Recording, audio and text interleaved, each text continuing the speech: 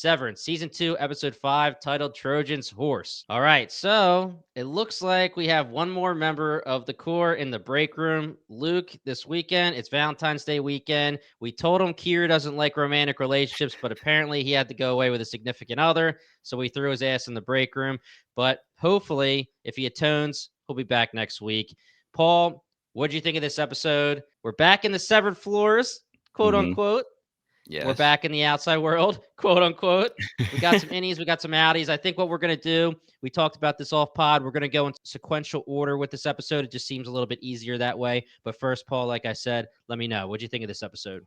I love this show, man. I love it so much. There's like multiple different feelings you get when you're watching. You want to watch because you want to see the interactions between certain characters, but then you get remembered about the big mystery going on, and then you get little clues and hints dropped, and there's so much going on that you kind of forget some of the storylines that you really care about because there's so many good ones. So I really Mm-hmm. enjoyed it.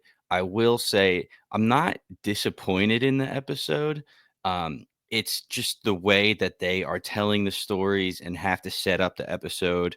They can't continue on right from when episode 4 left off. Right. And that's what I want to see, but it's going to pay off eventually. I'm sure they'll give us some answers or at least a short explanation of what happened, but they're not going to show it to us right now, even though that's what Right. we want.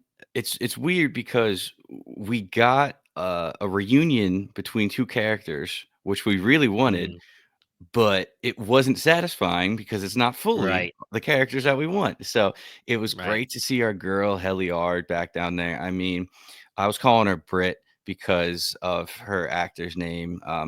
Please Mm-hmm. forgive me. What was her full Or name? lower. Britt Lower, that's what it was. And she's just so good. I want to give her so many props. I know she's getting them from everywhere right now, but it was so striking to see our girl Helly back down there. Like I Mm-hmm. haven't put up Helena versus Helly side by side. I don't know what it is that she does to her face. I don't know if it's little eyebrow tweaks here, the way she like Yeah. Yeah. smiles. It's crazy, but she literally looks so different. You can tell just from the vibe. So I love that. Same with Mark here too. I mean, we'll get deep into that discussion about what's going on with him. But I really like this episode as much as a setup episode as it was for the future. I still loved it. We were dipping our toes in every storyline here. We saw pretty much Yeah. every character besides like Miss Cobell that we were waiting to see what happens with. So absolutely loved it. Ready to dive in whenever. Yeah, yeah, yeah. I really like this episode as well. I think we learned a very strong lesson last episode when it came to the pacing. We thought episode 3 really put pedal to the metal with the reintegration process, and episode 4 and especially episode 5 now have taught us that this reintegration process is slow. It's a process, and we're not going to just fully get any mark is now outie mark, and they're reintegrated, and they're both knowing exactly what's going on, etc. We're going to be slowly learning what happens, how this process works, and any mark and outie mark are going to be slowly learning as well. So while I'm not saying it's a slow pacing at all, we originally took it as in episode 3. Wow, they are really pedal to the metal here, and it's not as much as we thought. And to your point, Paul, in episode 4, we get that crazy ending. I know you specifically were theorizing that Irving was going to blink and have to fake that he was deleted, quote unquote, and we would see what happens to him next, and we would try to find out if he's actually reintegrated and if it even matters that they turned him off because he is reintegrated, those kind of things. And that wasn't something that we really talked about in this episode, except for when Irving has his scene where he calls the unknown person and says that I've been fired or my he's been fired. So we're not getting immediate answers from the end of episodes, but like you said, I fully trust this TV show. We are going to be getting the answers we want. And when they think something is important, they'll let us know when it's important and we'll see it. Otherwise, yeah, I'm ready to go. Let's get this party started. What do you want to start with first? I know we said we're going to go sequential, so let's do it.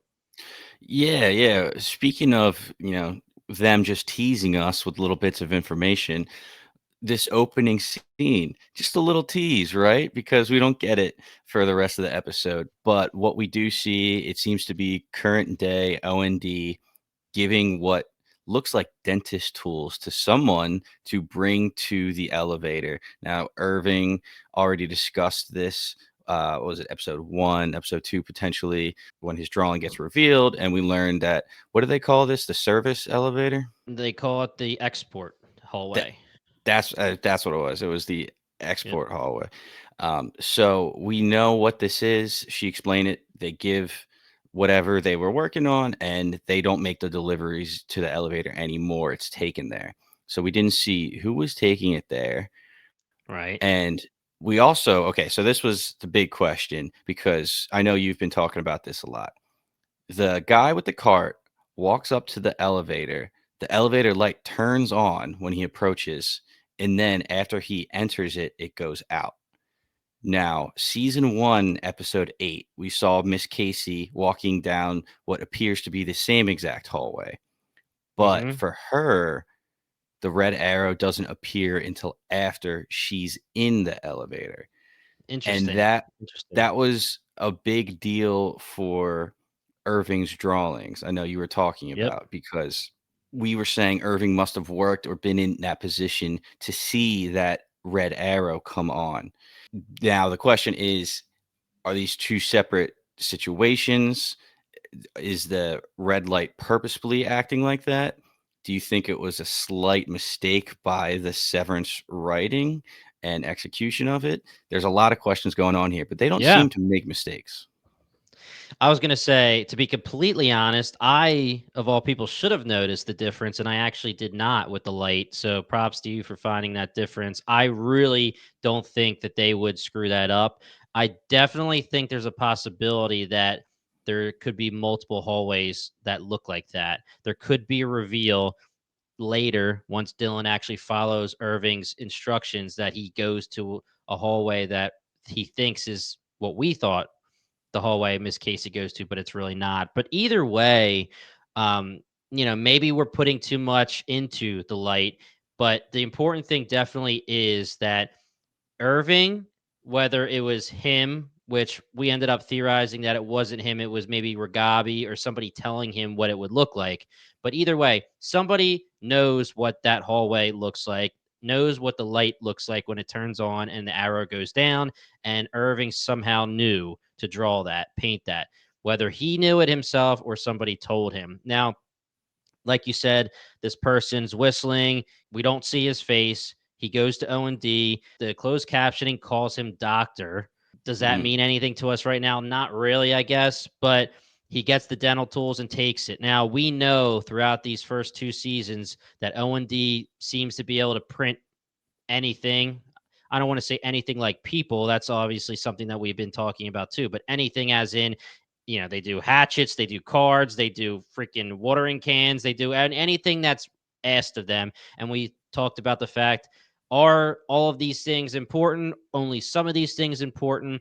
What do these dental tools have to do with anything at all? And I feel like they showed us that on purpose.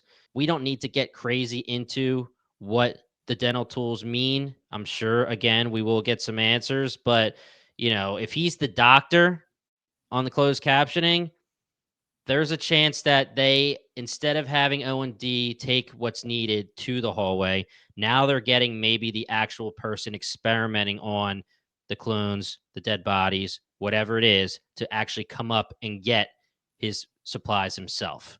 Okay, I like So, that. And so for all we know, he could be the one experimenting on people or I things. like that. I like that a lot. I missed that the subtitles referred to him as doctor. So that's very interesting, something to think about.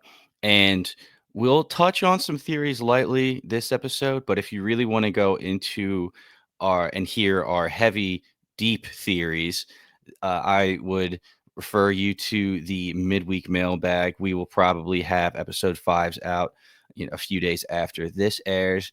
And if you Yep. want to express your opinion of what you think this dentist tools was or who this doctor is, check us out on our Discord, leave a comment, or if you're listening to Spotify, leave a comment there. And there's a Yep. chance we can bring it up on our midweek bail mag. we love talking about it. We love the theories. It's a lot of fun. But that right 100%. now, big mystery. Big mystery. Yeah, big mystery.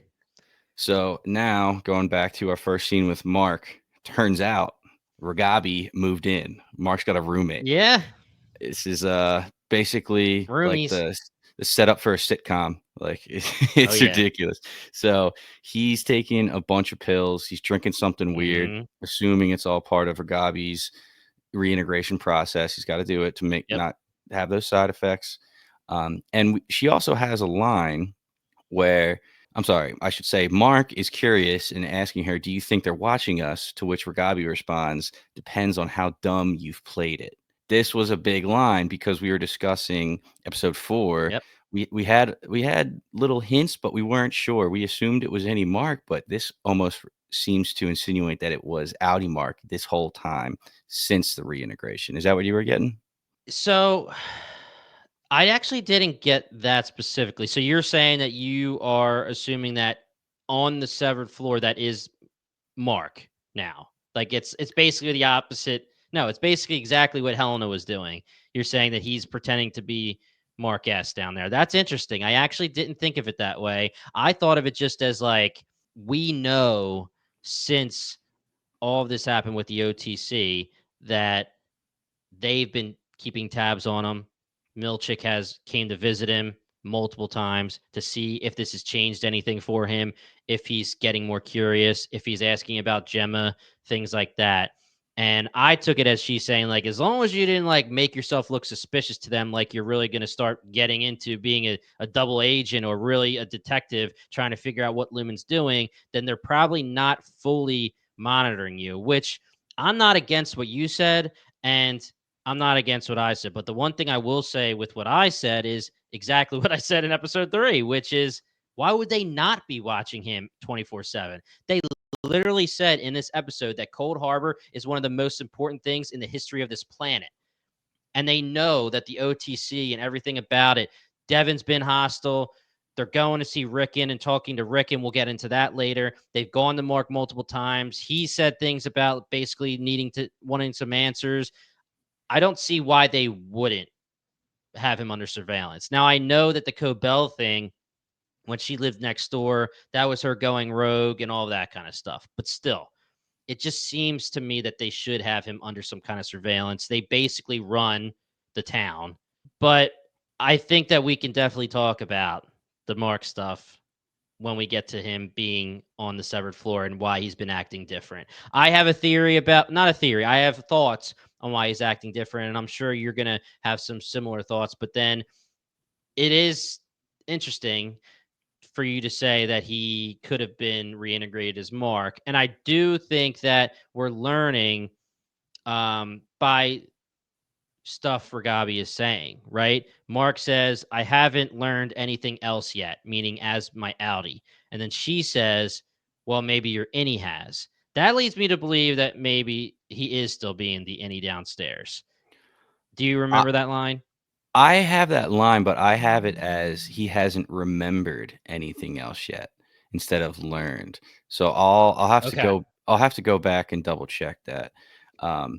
Because that for me was another trigger because if he knows he's outie Mark, but he can't remember any Mark's memories, he's uncomfortable down there the whole time because he is to pretend to be somebody else. So Okay. I'll have to go back Now, and double check yeah. that verbiage there. Yeah, there's a double-edged sword on that as well because it's funny. We can go on both sides of this double-edged sword here, coming up with one of these things that, or that one of these quotes that is said, and this is pushing ahead a little bit, but he says to Ragabi, "She's not dead. She's just not here." Talking about Gemma, and then when he's downstairs in the severed floor at the funeral for Irving, they're saying, bro, one of your friends just died. And he says, he's not dead. He's just not here. Now, could that be Ali Mark speaking twice? Or could that be the reintegration process is working and there's things that are triggering and he's saying similar things as an Indian and Audi and, it's planting seeds in his head? It could literally go either way. No, I really like that too. He's just bouncing back and forth between the two, but he doesn't even realize it. He has some thoughts from innie and outie. I, I like it, and I think the show is intentionally doing this. It's not giving us answers on purpose. It's leaving out key bits of information to Oh make yeah. us theorize and think. So it's so well done. I'm sure we'll get a definite answer relatively soon, maybe in the next episode or two. But that's so good, man. That the fact that one episode can have like multiple viewers and each viewer takes away a different theory. It's Oh brilliant. yeah. Yep. So the next scene we get is Helena returning, and she took a weekend off to recover from almost being drowned. I feel like, a Yeah. normal person might need more than that, but Drummond's like, "Oh, welcome back." So this whole scene is her refusing to go down there. She doesn't want to go back down there, and they're telling her Mark S won't work without Helly. She's like, "Fine, I'll just go Right. back down there and fake it." Drummond, Natalie say, "That's not going to happen. We can't risk it." And they literally dropped a line to Helly, and the work is mysterious and important. So we must give Mark Helly. So ridiculous. It's like we expected them to be above all of this Lumen jargon, but they're getting the same lines fed right to them. It's crazy. Yeah, and going back to season 1, Helly, not Helena, Helly, when she's Helly R, is down in the severed floor and she's talking to Mark and she says, "What are we even doing? Like, this is stupid." And he says, "It is mysterious and important." Hmm. So it seems that that's just something that is being said. And like you said, it's the Lumen jargon. And this is a very telling scene here because we have Helena saying, "Father," speaking about James, and then we have Drummond respond by saying father, etc. And he's talking as if James his father as well. You could take this multiple ways, just Hmm. like a lot of things with Severance. You could say that he was kind of being sarcastic and sassy towards Helena by just when she says, did father want this? And he says, father actually asked for it. Hmm. Or it could be that James or the current CEO is known as father to everybody who works for him. You could say Drummond is related as a son, but I honestly take it as, they have that God complex, right? He is Hmm. father.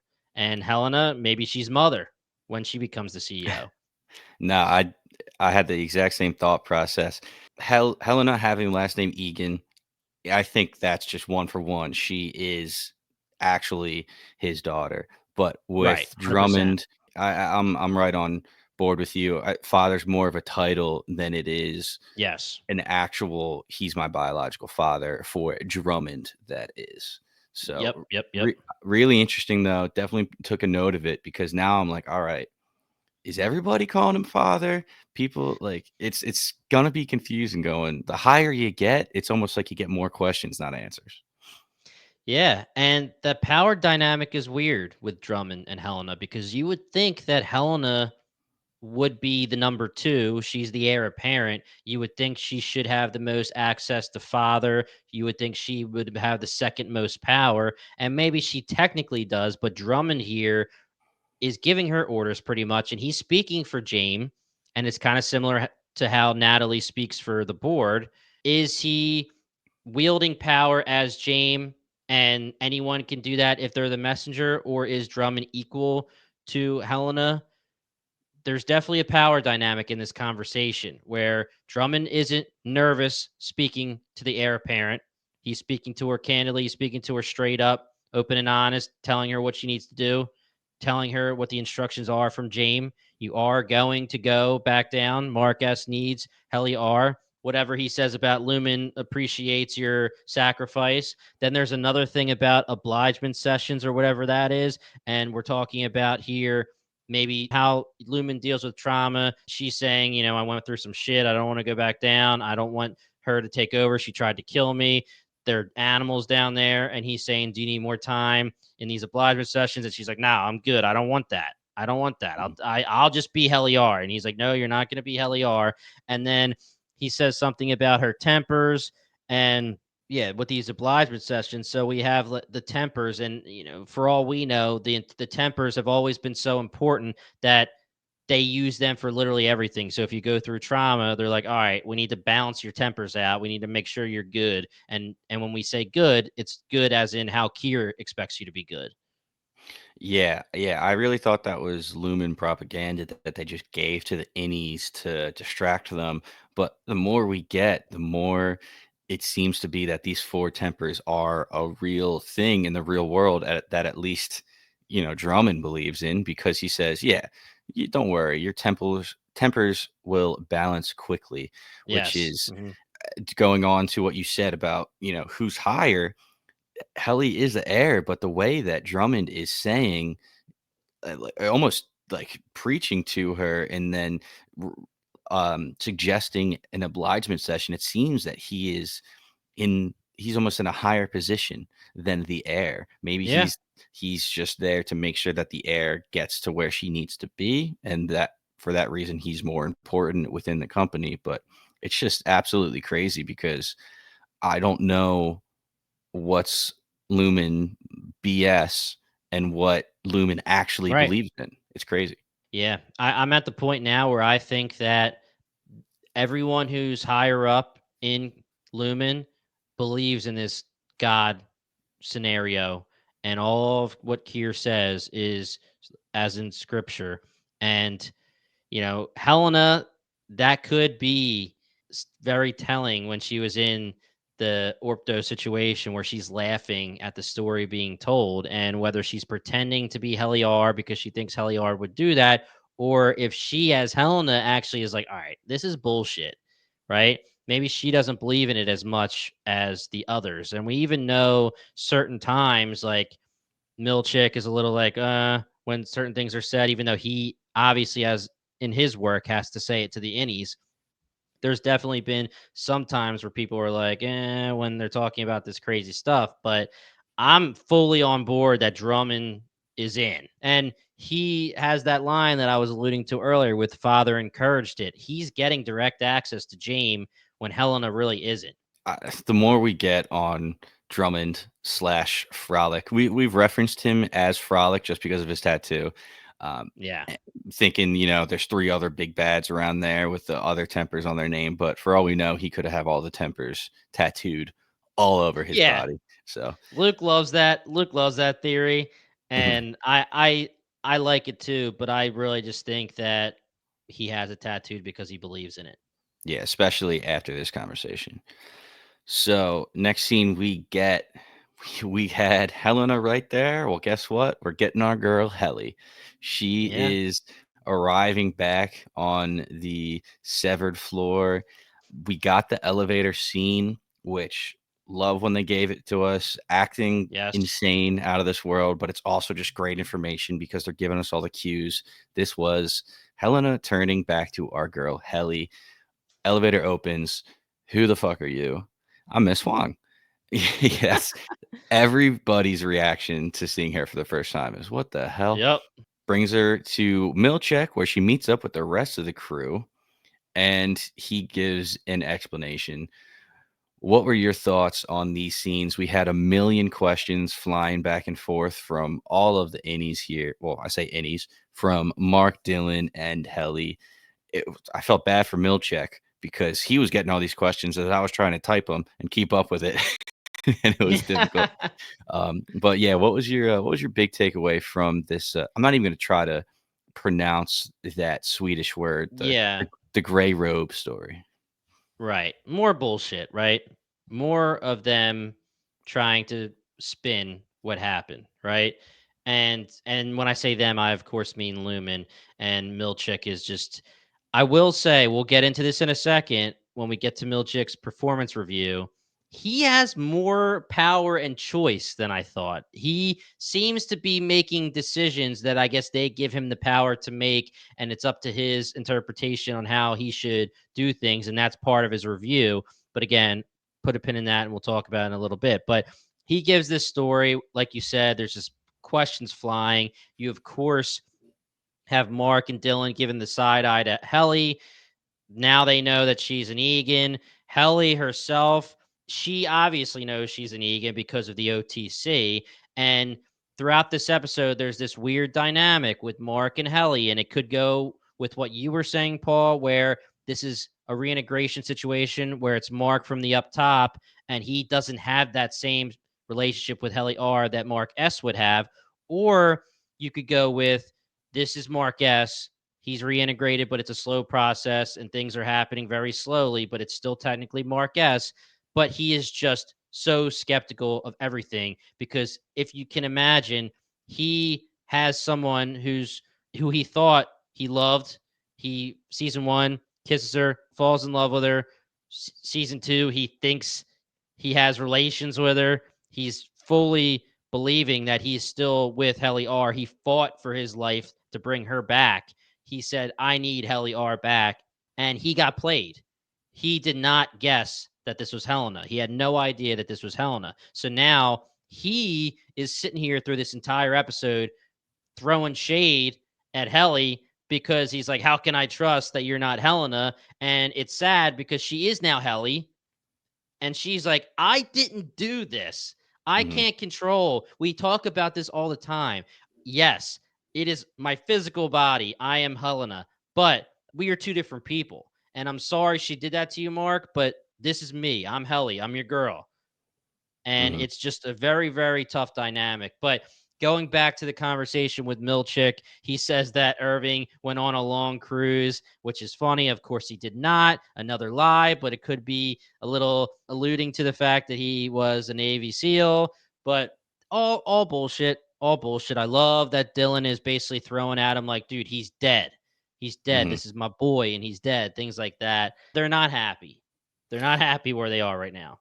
They're not. And Mark responds to this story with, smells like horse shit, Yep. saying that directly to Milcheck.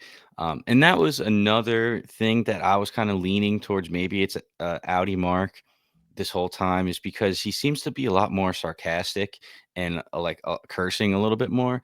But I could definitely attribute that to exactly what you're saying. This was any Mark who thought he was in love with somebody is completely shook that it was actually a whole stranger, and now he doesn't know how to act around anybody. So Yep. my heart just breaks for Helly here, because exactly what you said, like, she didn't do anything, and she's Yeah. there. She doesn't know what's going on. She just learned that her body, well, her body's always being taken over, but she was down on this floor and she was being impersonated. Helly Yeah. R was being impersonated, and that, I'm sure, is all types of, you know, uncomfortable and Yeah. personal, weird. Betrayal. Yeah, yeah. So I can only imagine what that was like, but I just, again, feel bad for her because nobody's even looking at her. Even Dylan was like, "'Cause you're a fucking Egan," and she was like, "Yeah, Yeah. well, yeah, sorry about that." And, going back to the OTC, ever since then, it's been Helena. So even with episode 1, we obviously theorized this, and so did most people.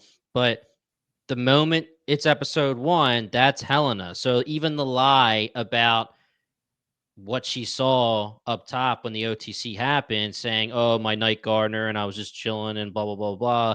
Irving caught that as a lie. Nobody else really caught it. We were theorizing like even if it's Helly, she would lie because she doesn't want them to know she's an Egan because she doesn't want them to not trust her.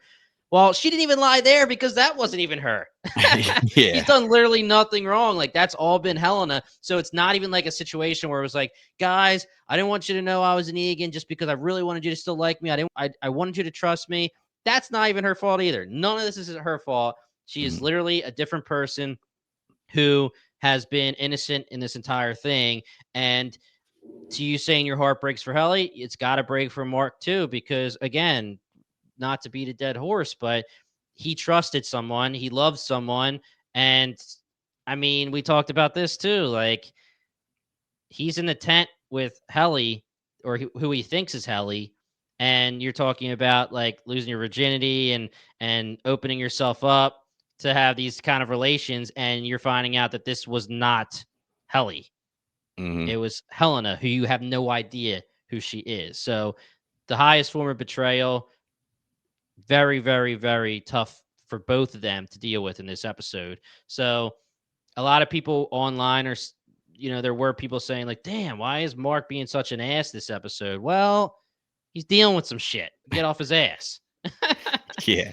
I can't even imagine mentally how you would be able to process all of this, but I mean, Hmm. it's ridiculous. So, anyway, the next scene we get is Milcheck bringing them directly from that meeting to their newly designed desks back at the MDR office. Dylan hates it. Everybody hates it. Yeah. Um, Dylan is saying how he wants a funeral for Irving, and Right. Helly backs him up, and Mark is like, sure, as long as it's quick. And Milcheck is like, oh, very well thought out of you, Mark. Proud of you for wanting to, prioritize the work. And this kind of leads to a Mark and Helly confrontation in the bathroom. And then right after Hmm. that, we just get a quick scene of Milcheck and Miss Huang getting the bereavement package ready, the preparations for the funeral. So, decent amount of interactions here. What was your first takeaway? Yeah, I think we've already talked a lot about the Helly R and the Mark stuff. I think that that'll be something that we talk about throughout the rest of this episode. And the Tri Station is not what I was expecting. I was expecting other Mark to come, which that's a shame. I would have been okay with that. But it does show us that it does seem like as long as Mark is happy, they don't care who else is in that office. Mark could be sitting in there by himself, possibly, if he was okay with that. And he Yeah. could be doing just Cold Harbor work. They seem to be okay with who's in the office as long as it's keeping Mark happy enough to work. And Dylan, this is the one time where I was a little confused, but again, I understand he's going through a lot of shit. But Dylan calling out Mark, I fully get here because Dylan is grieving like he lost a friend because to them they did. And Helly, even though she wasn't there for anything in season 2, Irving is still someone close to her and she lost a friend as well. And they're both very confused as to why Mark is saying things like, as long as we can get back to work and yeah, I guess whatever, we could do this funeral. And again, I get it. Mark pretty much explains exactly why he's being an ass. And it's later in the episode when he talks to Helena and he's like, there's nothing we can do. We've been spied on and it was you who spied on us. All of our plans are known by Lumen.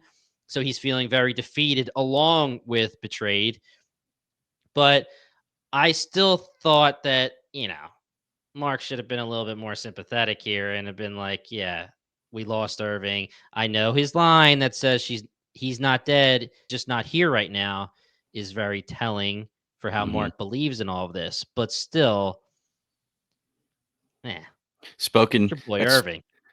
that's spoken like a true Audi right there. He's not dead. He's Yeah. just not here. That is Audi talk to me, or the bleed Yeah. over that you were talking about. But that, yeah, I mean, Helly's got to figure this out right away. I know there's a million thoughts going through her head right now because she just came back to was being drowned by Irving, and all of a sudden Irving's not there. So she's got enough to process.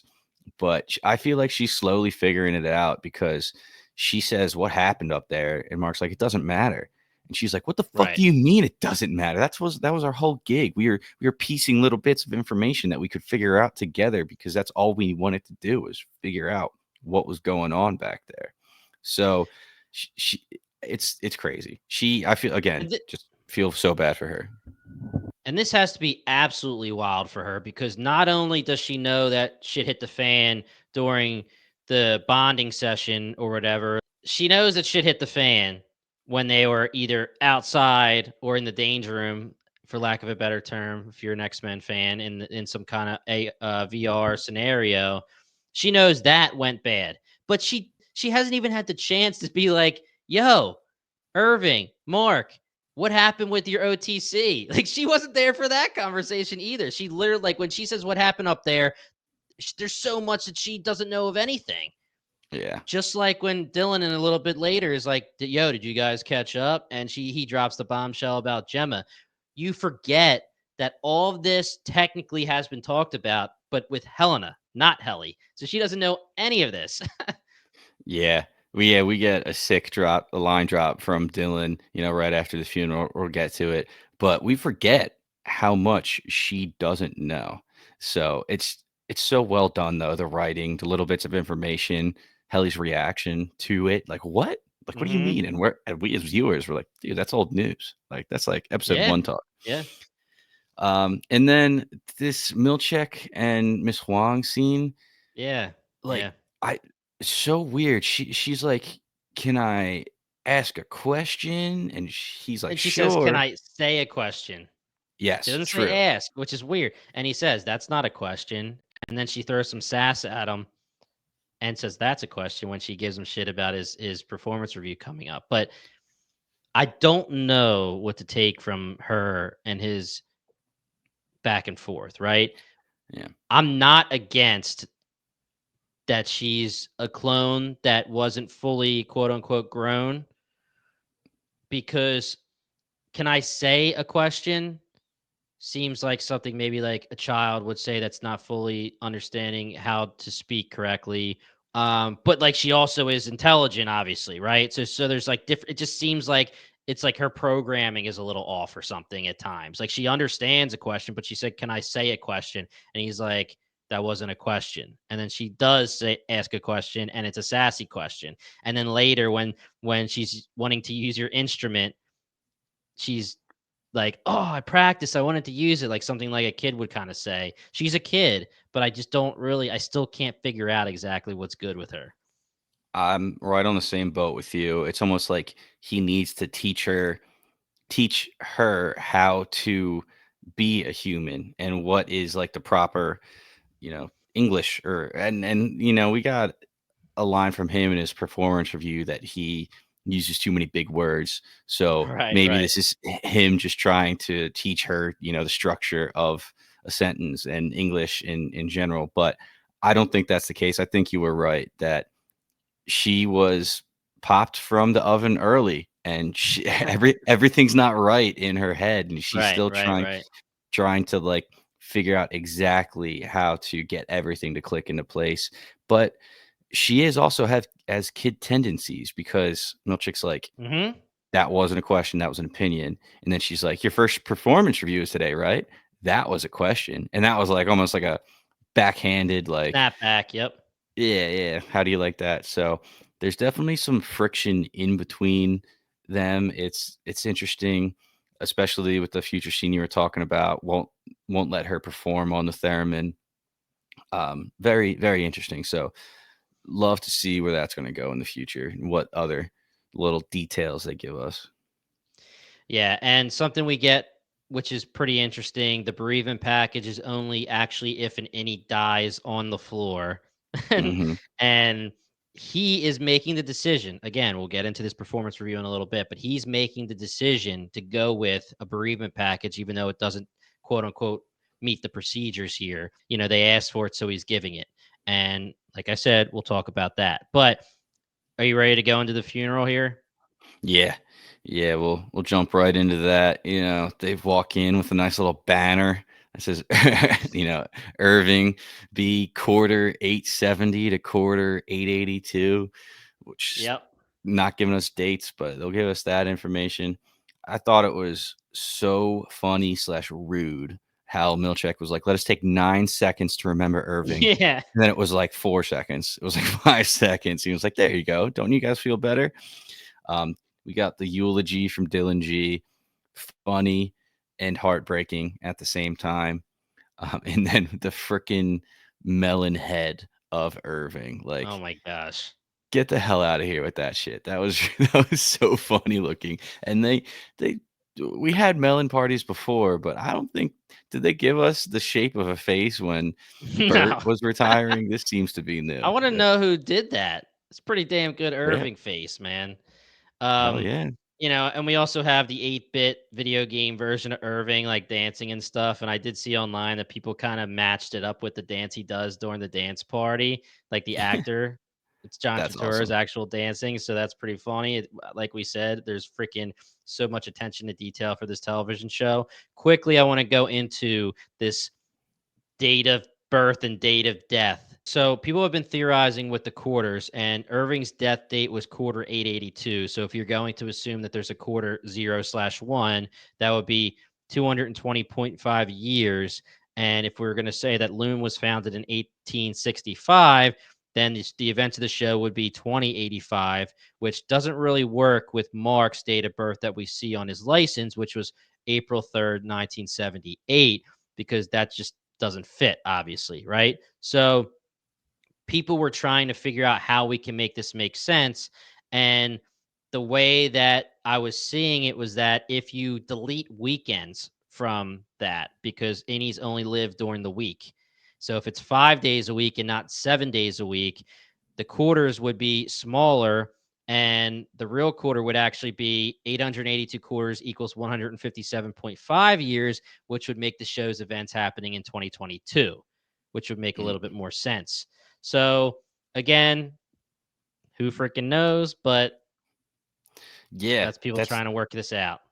and I was so happy that they even gave us that bits of information. Yeah, they could be made up numbers, but it doesn't seem like it. It seems like that was some type of structure that they would actually leak to us. So I love that you broke that down though. I could see that being either way. I love too that, yeah, they don't have weekends. It's just a 5-day work week. What are you talking about? Yeah, right. So I love that. I'm gonna keep eyes out for anything related to those quarters and dates.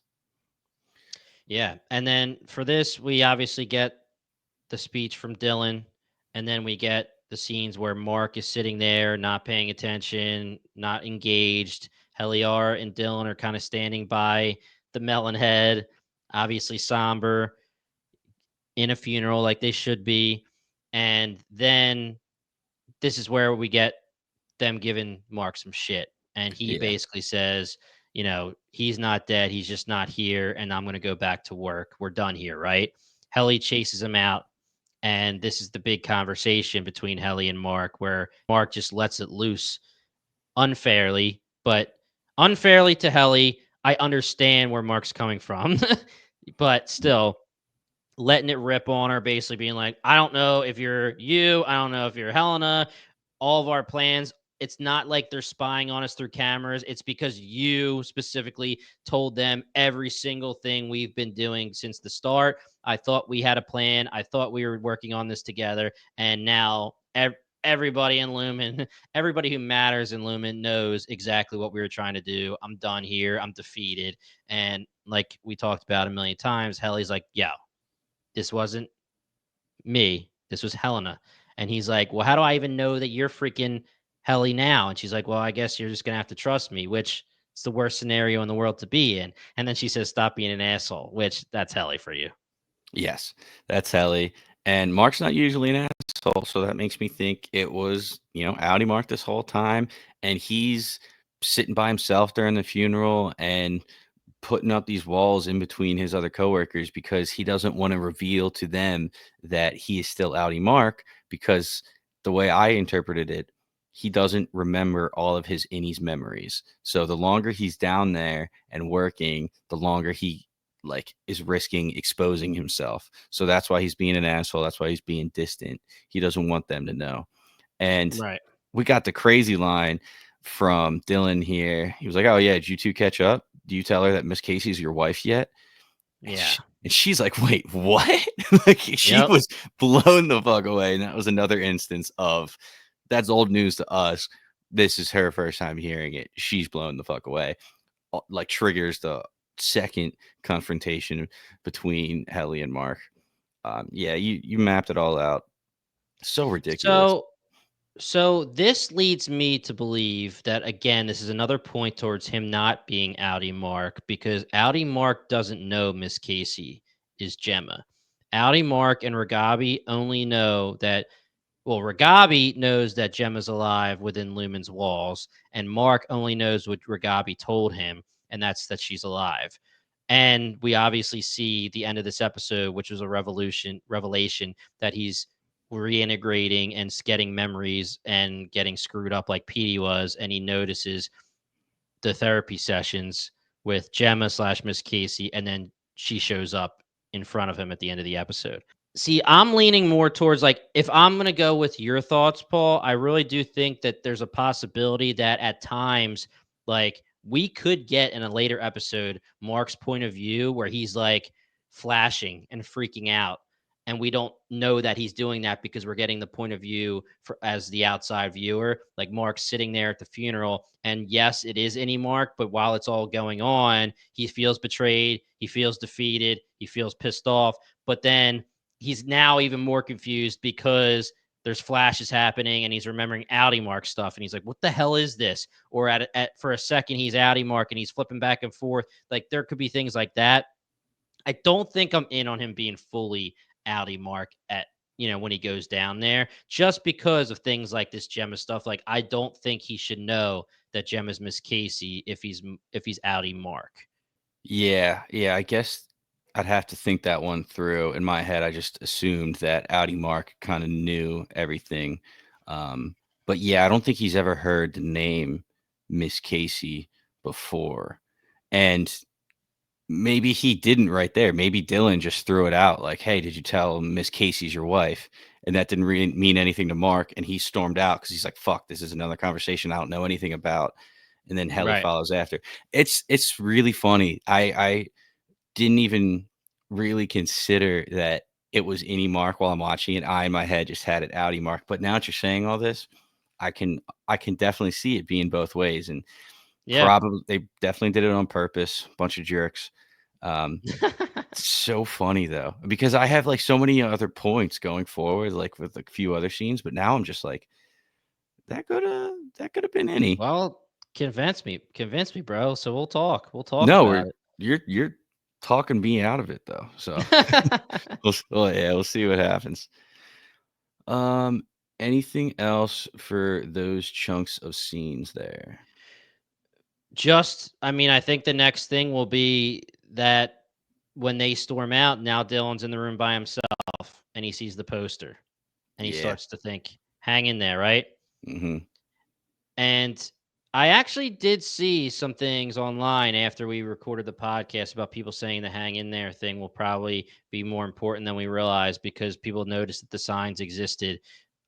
It's in the room when they do the orientation, which I believe is that actual room where they do the funeral. It's the same room. And the hang in there poster jogs Dylan's memory and he remembers Irving. Hang in there, Dylan. And he decides to see if there's anything behind the poster. Yeah. Yeah, that was crazy. I took it as last episode when Irving was saying hang in there. I was just thinking that was him saying, hang in there. Like, I'll Yep. be back. Yep. I'll have Don't this quit. resolved soon. Yeah. But as soon as you see the poster, you're like, okay, that's something. The find was really good. And then he flips it over. And I just started cracking up. I was like, this is like old school how we would write down cheat codes for video games. Like Yeah. Oh yeah. left, right, down a long hallway, take Mhm. another right. So funny. And I have been wondering this whole time if anybody's been actually keeping track of the lefts and rights in the hallways. If there's any viewers that are like, hey, this setup doesn't make sense because he just turned right 4 times and go, Right. it's something like that. But if they went down this specific, I would like to think that they actually do have the whole severed floor mapped out and they are staying true to it. So I did see someone online mapped it out in a way where you could just see if it makes sense, like you just said, whether it looks like it could be a line that is leading you from point A to point B and not just running around in circles. And if you look at the note, it says from O&D, and that makes sense because when he goes to visit O&D, he has that there and he gets the directions. So he obviously sees Felicia. They talk about Bert, and then she sees his picture, and then he says, "Oh, you know how to get there. That's the exports hall. Do you remember? Can you tell me how to get there?" So it's from O&D. So Dylan, when he takes the directions, he's going to have to go from O&D and follow those directions. And apparently it does lead to a point A to from a point A to a point B. And you could see the twists and turns, but it does lead somewhere. So it seems like, again, points for the writers of Severance. Love that. And that just gives me full confidence that the light on the elevator being different for Miss Casey versus this delivery of dentist tools is on purpose, not just an oversight. So I'm so excited to see how everything works out. Yep, agreed. The next scene, though, we got Milcheck's performance review. I was Mhm. stressed out for Milcheck. Yeah. Couldn't even imagine being in that seat. Right before he walks in, though, he has a little moment with Natalie talking about the paintings. Natalie Mhm. looks like she's gonna explode crying, but she can't say anything. So she was just like, "Hey, Drummond's waiting for you. This can take up to 2 to 6 hours. Here's the lunch menu." Just Phew. so ridiculous. So he had some good things that Mr. Milcheck does, but he had three contentions: use of too many big words, the paperclip was installed backwards on a few of these Hmm. documents, Yeah. and you brought a new refining team for Mark S. That failed. You brought in kindness reforms that seem in no way to have deterred curiosity or idling. What are you doing? You arranged this Ortbo, which resulted in termination and revelation of a true identity. What the hell is going on here? And then you referenced this earlier, though, that Drummond drops a big line and saying that Mark's completion of Cold Harbor will be remembered as one of the greatest moments of the history of this planet, and it will be done under your stewardship. So that is pretty insane. Yeah. Yeah. So no matter what here, how hilarious the nitpicks are on Milchick, all the way to his big negative that they find on his performance review, it seems that they're obviously not thinking about getting rid of him. And he will be the one that is watching over and managing this team while Mark S, hopefully in their eyes, does the most important thing on the history of this planet with Cold Harbor. And like you said, stressing me the hell out with this. Milchick obviously is here being like, oh my gosh, like I wonder what his performance reviews were like when he was under Cobell, if he actually had them. We briefly talked about him and Natalie, which is very telling. Again, it's very important, this conversation where he tries to bring up the paintings and tries to have some kind of conversation with her and level with her, and she kind of pushes him off and says, Drummond's waiting for you. It's planting the seeds that Milchick is being a little like, the hell's going on here? Is this the best situation? What's up? Natalie, whether she's scared to respond or doesn't want to respond, I'm sure we'll get more of that. But the fact that he tried to bring that conversation up to her again, and obviously how his performance review went, it's planting some seeds for Milchick. I, I just have the feeling that Milchick is weirdly a good guy, right? Because he's trying to bring in like this sense of kindness to the workers. Drummond just said it's not working, but at least he's trying to do it. When he was talking to Miss Huang was like, "You shouldn't do this funeral procession. It's going to make them feel human." And Yep. that's what we're seeing. Milcheck's literally treating them as people. So it's so interesting. I don't know how he got this job. I don't know how he got this position. If he knew how corrupt it was going in, or if it just he had the job, learned as he was there, but that time it was too late. So now he's just trying to be somewhat of a better good person, given the job that he has to do. So interesting, but like I'm waiting for him to just flip the switch one day and like totally be on team Mark and any Mark and get the hell out of here, kids. Because it's kind of what we saw Cobell doing the end of season one. She was like, "Oh, you're quitting? Do it. Like, good for you. Get Yeah. away from that." So, um, like Luke was talking about, I could see Miss Cobell being on the good side. I think Milcheck taking her job now could have the same feelings. He's ready to jump shit. Yeah. And you brought up Miss Wong saying, why are you giving them a funeral? That's against protocol, making them feel like they're actually people. Drummond very, very bluntly says to Milchick, you have to remember that they're not people. Don't treat them that way. They're Mm. not people, right? You're being too nice to them. I mean, the seeds are planted because, like you said, he is showing kindnesses.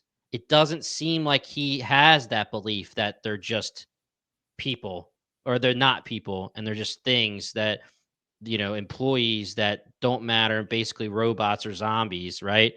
Um, who knows? But then this is the other part of the review where it does seem like it's not Drummond or James or Helena or anybody telling Milcheck, yo, go do the outside bonding session, go do this, go do that. He has the power to make these choices himself, and then he gets reviewed on them, which is giving him more power than I realized he had.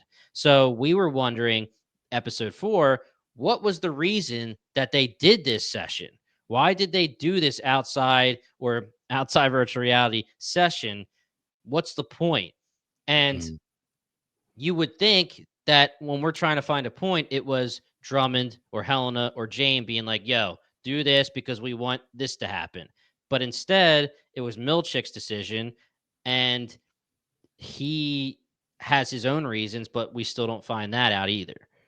Yeah, I was saying last episode, why even take the risk of letting these innies sleep and taking them outside and Yeah. doing this? Seems like Milcheck genuinely thought it would be good for them to go out there and do it. So Yeah. love it. And something we didn't talk about, just a quick thing, is that when Devin talks to Mark before Ragabi comes home, she's asking, like, how was your weekend, blah, blah, blah. And he says that they were on some outdoor trip, or they were on some trip, right? Mm, So the Audi is being told, hey, you're going to go on a trip. Is that cool? And then the innie takes the trip, right? yeah. So Mark says, whatever, I got a little wet and etc. But I don't know. I still, I'm still on the side of it wasn't actually outside. Yeah, totally. Totally. I can't wait for that reveal. It's going to be great and very rewarding because we've been saying quote unquote outside slash virtual reality for so long and it's such a Yeah, mouthful. I know. So, um, Exactly. so you already touched on this a little bit, but Milcheck at the end of the review says, I'm tightening the leash. And we get Mark. He's at his desk. He's getting those flashes. He sees his pills that he was taking earlier on his desk at work. So Yep. it's not going right. He ends up leaving work 6 minutes early. 6 minutes early, dude. Oh, It's a very that's outy grounds thing to for do. dismissal, bro. That's a very outy thing to do if you ask me. But Hey, he man, he's sitting there in the middle of a reintegration process. He could have been straight outy right there. He's flashing to his pills. Like, I'm there with you at that moment. And as he's trying to leave, Milcheck stops that elevator, throws the card in there, which I like that they gave us that mechanic. The door to the elevator seems to stay open if the card, Milcheck's card, is in there. And Right. we got some crazy dialogue because Yeah. he says, I don't want to misquote this, so I got to find it. Did you and Helly catch up? Did you tell her you fucked her Audi at the Ortho? Which language, Milcheck? Yeah. My Right. goodness, what the hell is going on?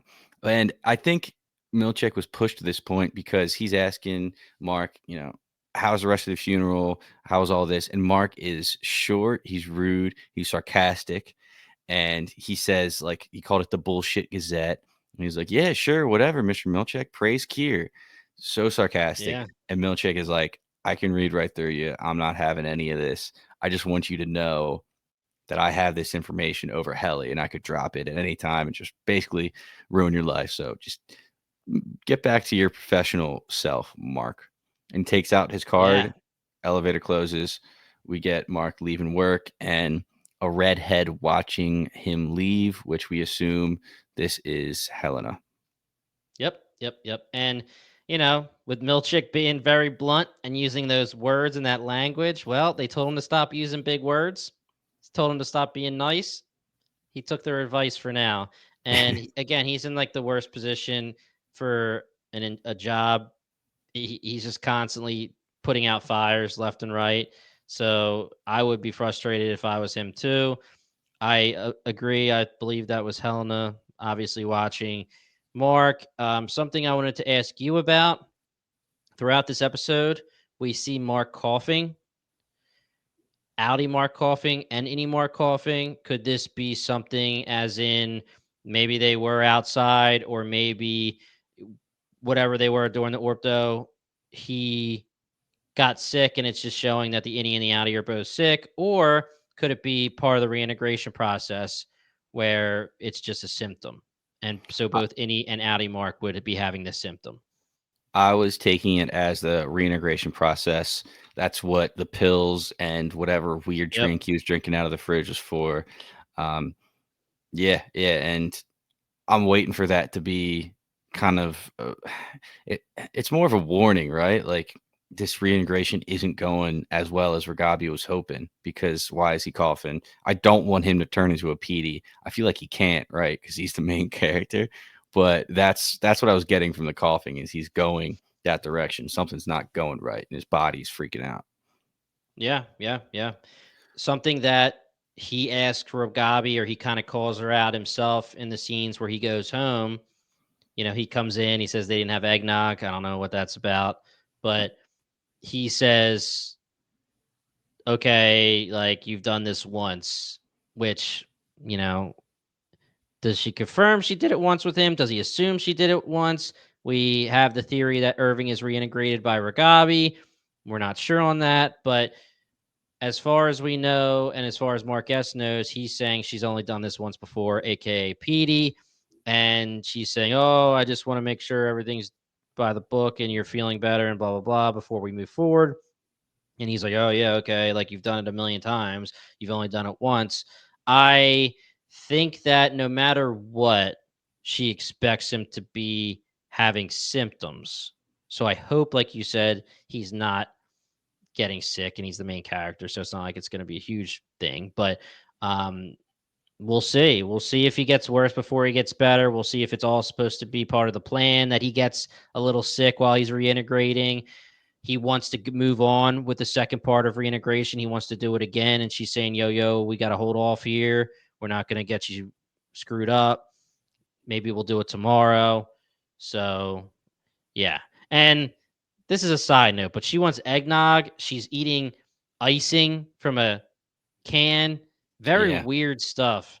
Um, I don't know. It's just very, very weird. That Ragabi is a very interesting character here. I honestly forgot about this discussion we had about food, but we were like, why is food weird in the outside world? They don't show Yeah. us them eating or anything like that. They had the no food dinner as well. So Yeah. I just one more instance of it being strange because did you see his fridge too? Mark's fridge, when he opened it, there was literally those bottles and like almost Yeah. nothing else. So Yeah. just I mean, we know he drinks beers and whiskey, but I mhm, don't know about consumption. I don't, again, I never went back and looked at what they ate at the diner at times, but I don't know. yeah. Interesting stuff, man. Interesting stuff. Just to continue on with that Mark and Ragabi scene, he's asking Ragabi, like, are they hurting her? Are they hurting Miss Casey? And she Right. says, Well, he says Gemma. yes, actually. Yeah, but I just want to say that's back to the point where I don't think Mark knows, Audi Mark knows she's Miss Casey, right? So, Gotcha. but he says, is he hurting her, right? I mean, either way, even we didn't bring this up yet, but he sees her remains, in the cremated remains. Ragabi says, is that her? And he says, that's what they told me. Weird. He says, how could this be? She says, in Kier, which the town is called Kier, they own everything, right? They basically have hands in everything, so they could easily have them give you fake remains, right? And yes, like you said he's saying, is he? Are they hurting her? And she says, I don't know, right? Isn't that what she said? They said, Yeah, that was her answer. She wasn't sure, which could be a lie because I wish we would see Mark ask her more questions about Lumen. yeah, like exactly, like why do we not? And we have the dialogue going on. Is she still working for Lumen? Is she not? I'm going to assume she's not working. right. I'm Confirmed there. this Yeah, episode because she is full-time living with Mark. How could you be going into Lumen to work if you're hiding out in his place full time? Now, could this be Lumen's whole plan? And Ragabi secretly reintegrating him was the whole idea all along, and they need it to seem like a secret. That is a discussion for the midweek mailbag. Not yeah. gonna really I talk like about that a that. lot. But it's just is this whole thing like a facade, a play but I don't think it is. I think there's so much going on, it's impossible. But the Yeah. the very end of this episode, Mark's walking up the steps. All of a sudden, the hallway turns into a long hallway with a different door that leads to the basement of Lumen. And we see, first of all, we hear Miss Casey saying all these things. Your Audi can It's parallel wellness park. session. Yeah, in less than 20 seconds. So fucking funny. Your Audi can roller skate with grace. And all of a sudden, he turns around, sees her. It's Miss Casey. Hmm. It's not Gemma. It's Miss Casey, still in her, voice dialogue, Right. the wellness voice. But she says, "Your Audi is going to," and then cuts off. Poor Yep. Mark. He looks like he's going to start sobbing. He just saw his wife for the first time since in his memories, I feel like, or it wasn't even a memory. He thought he was there, it seemed like. So I'm sure this was like a crazy shock to him. At last episode, we saw while Mark and Helly were having sex that Miss Hmm. Casey, I'm sorry, Gemma popped up for 1 second, but this was a lot Right. longer. So is she going to continually be making these appearances and they were going to get longer and longer?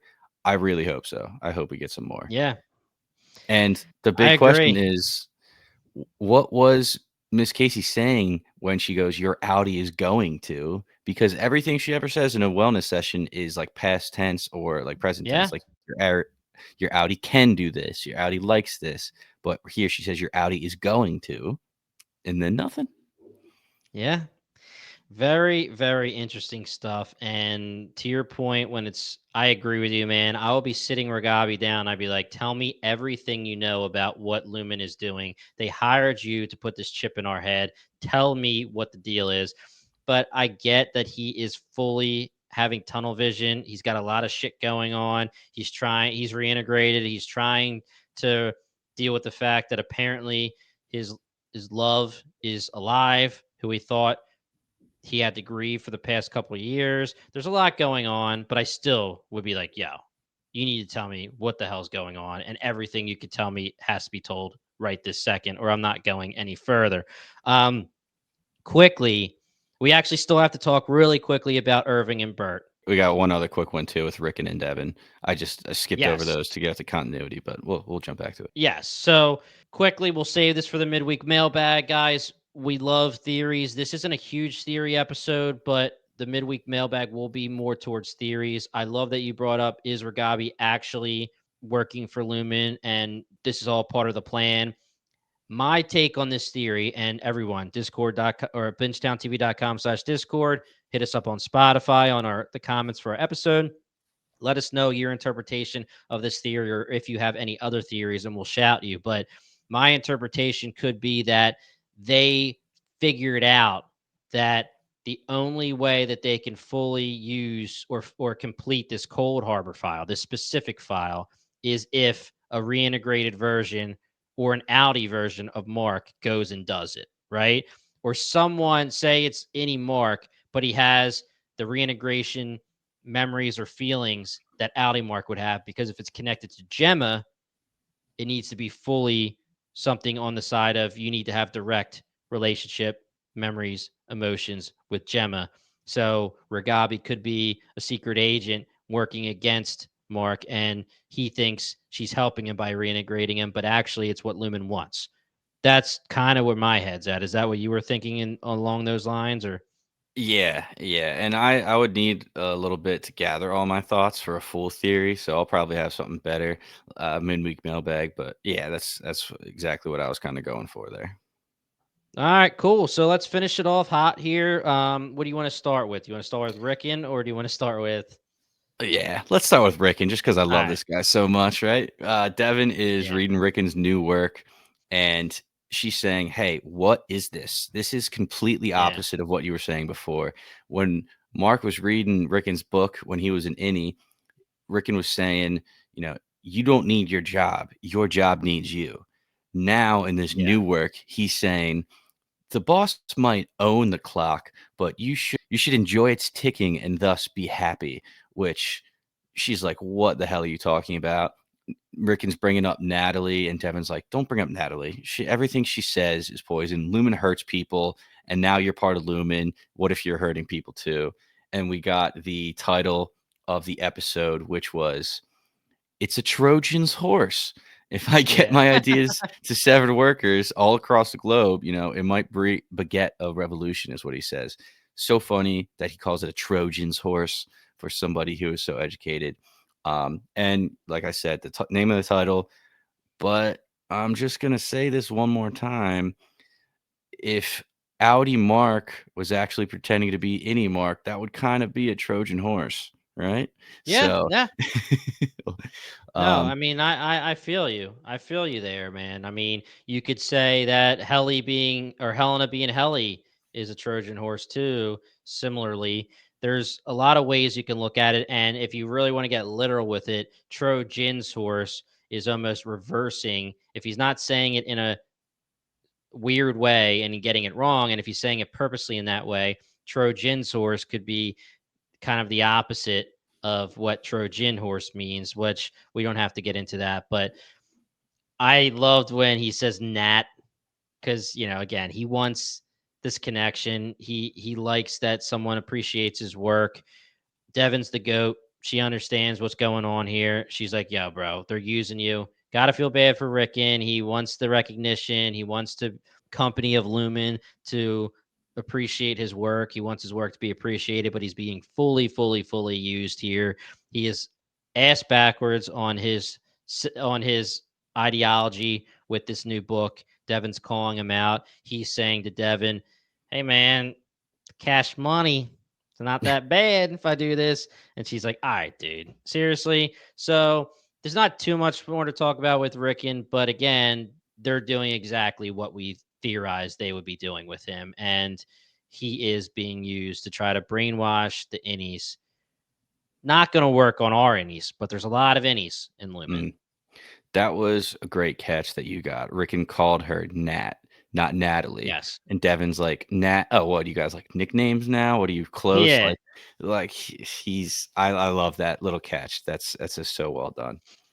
Yep. But jumping to our final scene here, we got Irv and Bert. Irv's going back, making another phone call in this phone booth. Bert pulls up again, watching him.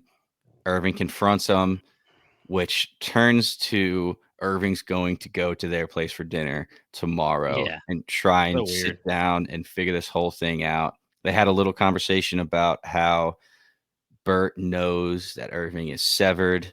What were you doing? Screaming my name and banging on my door. Yeah, come figure it out. Let's sit down and talk it all out. So I'm extremely excited for that scene, and I'm hoping we get it next episode. I'm not sure with the structure of how they have been doing these episodes. It's all over the place. It feels like kind of so, but I that's exactly what I wanted. I wanted these two to talk and figure out what they know, basically. Yeah. Yeah. And it seems to be going the route that we were talking about the fork in the road here. Could it be that Bert is on the inside, meaning the inside of the rebellion, and he's actually somebody that is working with Ragabi or something like that? And there's a connection there with Irving, and they just don't know it yet. Or is it going to literally just be as simple as Bert wants to know why the hell Irving is banging on his door during the OTC, right? And I don't know that I'm fully believing this situation with Bert because Bert says to Irving, "I just want to know why you were banging on my door." And then he says, "Oh, I found out I was fired by Lumen for lack of a better term. I can't remember the exact quote, but an erotic relationship or erotic entanglement or something, whatever Yeah, it is." exactly. And and then he says, "Oh, I'm assuming it's you." And then he's like, "That's not great for my marriage. It ruined our trip to Milwaukee. We didn't go on it." And his husband is Fields. So, a couple things here. Number one is that he obviously retired to the innies. I get Mhm. that. If they're going to fire him, they're going to say he retired, whatever. But if you or Milcheck, you go to the outside world, you go to Bert, and you're like, hey, man, you had an erotic relationship. It's against what Keir says. You're out. You're fired. Hey, can you like quickly just pretend to do this retirement video for your innie? It would mean the world to us. Seems kind of bullshit to me, right? I don't know if I buy that. A smaller thing here is I understand that if you're the husband of Bert, you're going to be like, dude, seriously? Like, you would be jealous. But at the same time, it's hard to say this as me because I'm not in the world of severed people, but they've talked about it a million times, like Helly and Miss Casey and all these things. If it's, could you have a relationship on the outside and could you have a relationship on the inside? It's totally different and you'd never know. Is this something the husband should be very, very mad at and ruin their weekend really trip? I don't know, but it just seems like something's fishy in this conversation between the two. And why the hell would a three-person dinnerless dinner? I'm just kidding. Who knows? We'll find out. Um, why would Bert, Irving, and Fields having dinner together fix anything? Yeah. It's Because like, Irving's going to be like, hey, I was banging on the door because I don't know. yeah. And it feels like, oh, okay. All right, cool. We're good. I get that they said they were gonna try to talk it out, but yeah, I'm like, I totally agree. Like, what else is there to really talk out? I mean, do you? It's almost like you should try to distance yourself from that if you really wanted to. And what you brought up, which I totally forgot about, is during Bert's retirement, they do have Audi Bert saying, "Oh, it's been a pleasure to work here. I don't remember any." Totally forgot about that. Yeah, So right. now that makes me think that Bert is like working for Lumen because trying to keep tabs on Irving because he just told Irving he was canned, yet he made that video for retirement. Like you said, there could be an excuse, but that's sketchy. I don't really like It that. is sketchy. And he does like at the end, similar to like Helena when she has her video to Helly, at the end, they leave it on tape for whatever stupid reason. Him being like, we good? And he like gets up from his seat, basically being like, you made me say this or you told me to say this. So maybe he did, they're like, hey, here's a severance package. Can you do us a favor? Just take this video for us and you'll be on your way. Maybe that is what it is, but it's just a little sketchy to me. Something to think about. Yeah, that's definitely something to think about. Also, something to think about. He said, "We have a ham if you want to come over tomorrow." So, are we going to see food? Are we going to see actual Yeah, meals? we That'll might be getting some ham. Then they like very expensive red wine. Irving says, okay, I guess. yeah. Like, you're inviting me to dinner now. I got to bring you some expensive ass red wine. I don't even freaking know you, bro.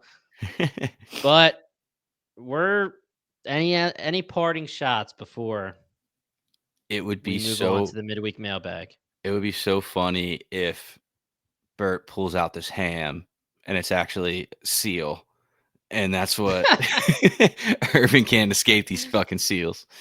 The It's only probably meat they have is seal meat. yeah.